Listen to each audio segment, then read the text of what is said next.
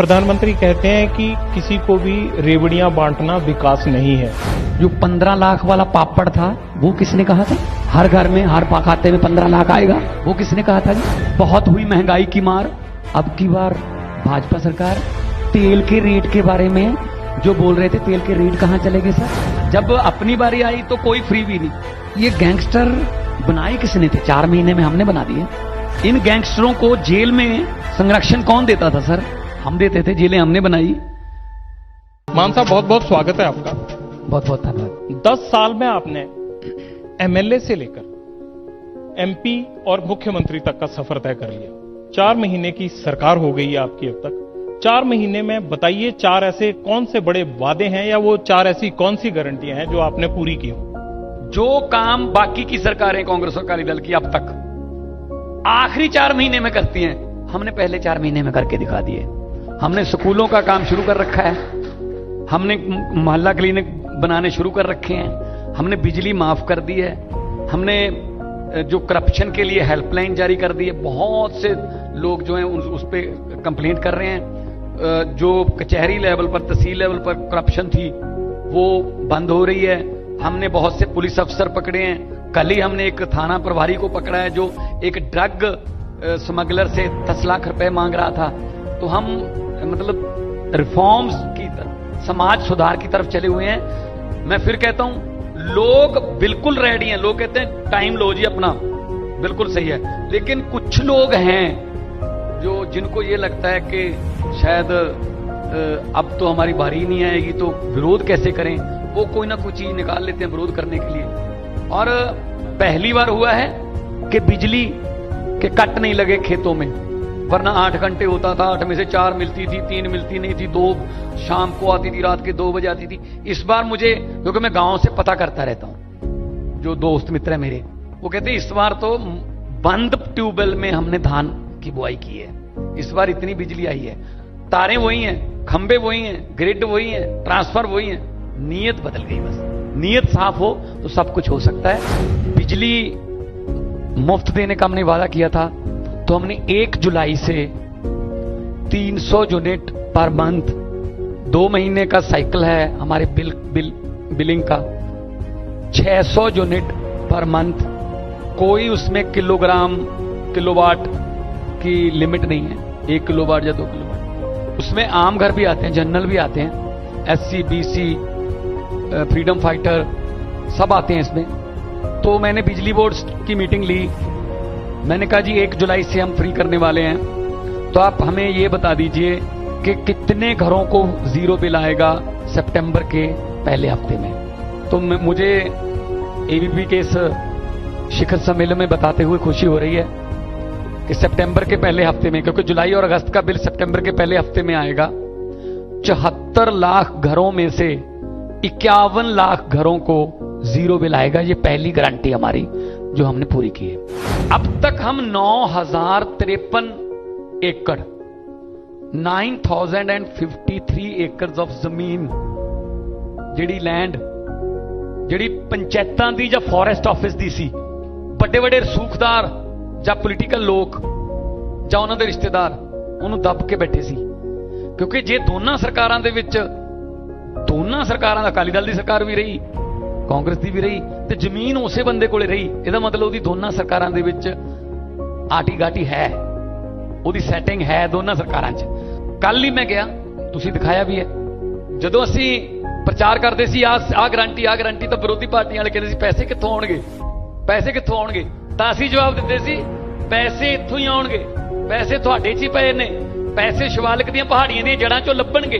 ਕੱਲ ਮੈਂ ਸ਼ਿਵਾਲਿਕ ਦੀਆਂ ਪਹਾੜੀਆਂ ਦੀਆਂ ਜੜ੍ਹਾਂ 'ਚ ਗਿਆ ਸੀ, ਉੱਥੇ 2828 ਏਕੜ ਜ਼ਮੀਨ ਛੁਡਵਾਈ ਹੈ। ਮਤਲਬ ਜੇ 10 ਤੋਂ 15 ਲੱਖ ਦੀ ਐਵਰੇਜ ਪਾ ਲਈਏ ਤਾਂ 400 ਕਰੋੜ ਦੇ ਨੇੜੇ ਤੇੜੇ ਤੋਂ ਦੀ ਵੈਲਿਊ ਹੈ ਜ਼ਮੀਨ ਦੀ। 250 ਏਕੜ ਚੋਂ मैदानी है, 50 ਤੋਂ 60 करोड़ ਦੀ खैर ਦੀ ਲੱਕੜ है ਉਹਦੇ ਚ। कल मुझे पत्रकार पूछ रहे थे जी यहाँ कोई मुख्यमंत्री आया नहीं। मैंने कहा आया था एक, वो सिर्फ अपने महल की जगह देखने आया था कि इस पहाड़ी को भी ले लो, इसको भी ले लो, ये मेरा महल बन जाएगा। उनका सब कुछ ठीक है ना? महल की जगह देखने जाते हैं। उनका सब कुछ ठीक है यार? है जी, उनका सब कुछ ठीक है ना महल का? नहीं चल रहे हैं, कागजी कार्रवाई चल रही है, सब कुछ। कोई भी आएगा कानून के दायरे में तो कार्रवाई होगी सर। अभी तक कुछ ऐसा निकला तो नहीं है? हम कैप्टन अमरिंदर सिंह की बात कर रहे हैं ना? नहीं, दोनों की बात कर रहा हूँ, जिनके साथ दीवार साझी है वो भी। वो कौन है? सुखबीर सिंह बादल? हाँ जी, उनकी भी जमीनों की पड़ताल चल रही है? बिल्कुल। फॉरेस्ट की जमीन में बड़े बड़े उन्होंने प्रोजेक्ट लगाए हुए हैं और गवर्नमेंट से लगवाए हैं, पीडब्ल्यूडी से लगवाए हैं। कैसे कैबिनेट में एक कैबिनेट बुलाई जाती है, उसमें ये पास करवा लिया जाता है कैबिनेट में प्रस्ताव कि यहां पर कंस्ट्रक्शन हो सकती है। जैसे आखिरी ईंट लगी उस कंस्ट्रक्शन की, उस होटल की, कैबिनेट बुलाई, प्रस्ताव लाया गया, अब यहां कंस्ट्रक्शन नहीं हो सकती। ये कैसा फैसला है? मिसयूज ऑफ पावर है ये। तो आप ये कह रहे हैं कि सुखबीर बादल हो चाहे कैप्टन अमरिंदर सिंह हो, इन्होंने खुद बेनिफिट लेने के लिए नियम कायदों को बदला और फिर जैसे नियम कायदे थे अपनी प्रॉपर्टीज बना के उसको फिर दोबारा उसी तरह से इंप्लीमेंट कर दिया। बिल्कुल बिल्कुल सेम बात कह रहा हूं मैं। इस बात की जांच हो रही है? इस बात की जांच हो रही है सर, मैं इसीलिए तो कह रहा हूं। गरीब लोग जिनके घर हैं श्यामलाट की जमीन पर, हमको एक भी घर जो है वो मिटा नहीं रहे, एक भी घर जो है उजाड़ नहीं रहे। सिर्फ बड़े लोग 1100 एकड़, और कल जो मिली है उसमें सिमरजीत मान के बेटे के नाम पर 125 एकड़ है। सिमरजीत सिंह मान की बेटी के हस्बैंड यानी कि तीजवाई बोलते हैं पंजाबी में, उसके नाम पे 28 एकड़ है। तो इतने बड़े बड़े नाम, 200 एकड़, 500 एकड़, 800 एकड़, और जमीन पंचायत की उन्होंने अपने नाम कैसे कर ली? एक सेल हुई, दूसरी सेल डीड हुई, तीसरी, चौथे समय ये बोल दीजिए मैंने तो इससे खरीदी थी, मैं क्या करूं। लेकिन तो ये 9053 हमने छुड़वा लिया था। सीएम साहब, लेकिन जिन लोगों ने ये जमीनें ट्रांसफर की हैं, चाहे वो मंत्री हैं चाहे वो ऑफिसर हैं, आप उनके खिलाफ कार्रवाई क्यों नहीं करते? सिर्फ लेने वाले के खिलाफ कार्रवाई क्यों? सरकारी जमीन कैसे दूसरे के नाम ट्रांसफर होगी? आप ही तो कहा है अभी 4 महीने हुए हैं। 4 महीने बाद अगर 4 महीने में रसूखदार पकड़े जा रहे हैं तो बाकी बाद में पकड़े जाएंगे। ट्रांसफर करने वाले तो अभी पहले पकड़ने चाहिए। अभी तो कल जो पकड़े हैं उनका ये पता करना है कि कौन है ये। 2 नाम तो बड़े थे, पता चल गया। अभी और जो 100 150 एकड़ फौजा Singh infrastructure private limited company है, 1100 एकड़ है उसकी। अब उस पहले पता करेंगे कौन है। वो किसी पॉलिटिशियन की है? पता नहीं कौन है ना, अभी तो इंक्वायरी का विषय है। हम किसी को नहीं छोड़ेंगे। पंजाब के लोगों का पैसा जिन्होंने लूटा, उस पैसे का हिसाब लेंगे और ब्याज सहित वो पैसा जाएगा खजाने में। खजाने से वो पैसा जाएगा मोहल्ला क्लिनिक के रूप में, स्कूल के रूप में, मेडिकल कॉलेजों के रूप में, मुफ्त बिजली के रूप में, इंफ्रास्ट्रक्चर के रूप में लोगों के पास फिर जाएगा। मान साहब, एक और बड़ा मुद्दा है पंजाब का, ड्रग्स। उसके लिए क्या कर रहे हैं आप? ड्रग्स पिछले 8-10 साल से मैं भी सुन रहा हूं, हर सरकार आती है ड्रग्स को खत्म करने के नाम पर, कभी एसटीएफ बनाया, हम इसके लिए एजेंडा लाएंगे, हम क्रॉस बॉर्डर जितना नार्को टेररिज्म है उसको बंद करेंगे। आपका क्या प्लान है? ये खत्म होगा या सिर्फ ये एक सियासी मुद्दा बनकर पंजाब में ड्रग्स ऐसे ही बढ़ता रहेगा? पटियाल साहब, पहले तो ड्रग की जो समस्या है ना, उसके जो सोल्यूशन, उनको कागजों से बाहर निकालना पड़ेगा। कौन निकालेगा? सरकार ही निकालेगी? मैं बताता हूं कैसे।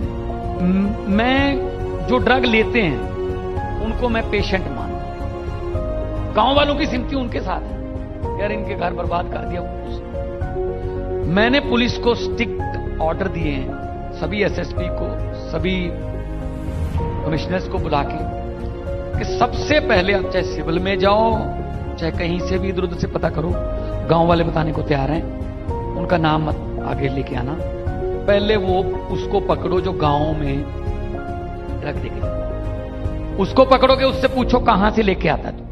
वो कहेगा जी मैं तो 4 गांव का इंचार्ज हूं, बस मुझे तो फलां बरनाला के पास से मिलती है।